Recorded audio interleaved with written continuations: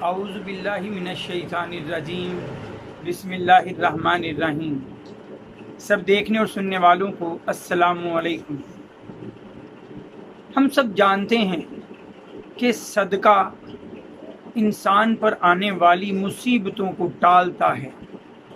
صدقہ ایک ایسی اہم چیز ہے کہ جس سے ہمارے درجات بلند ہوتے ہیں۔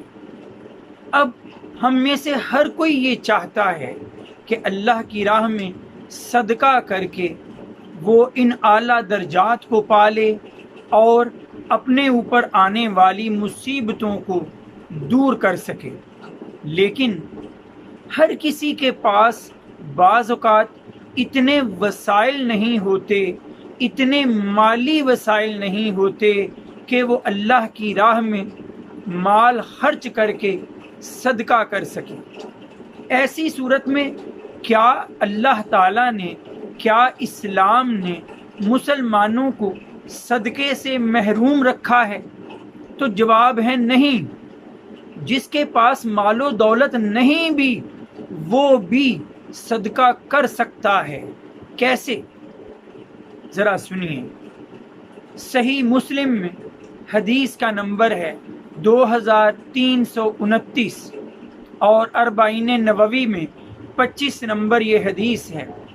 حضرت ابو ذر غفاری رضی اللہ تعالی عنہ فرماتے ہیں کہ نبی کریم صلی اللہ علیہ وسلم کے پاس کچھ صحابہ تشریف لائے اور کہنے لگے کہ جو ہم میں سے مالدار لوگ ہیں وہ سارا اجر سمیٹ کر لے گئے کہ وہ ہماری طرح نماز بھی پڑھتے ہیں، جس طرح ہم روزے رکھتے ہیں وہ بھی روزے رکھتے ہیں، لیکن ان مالدار لوگوں کے پاس جو ان کا زائد مال ہے اس میں سے اللہ کی راہ میں صدقہ کر کے وہ ہم پر سبقت لے گئے۔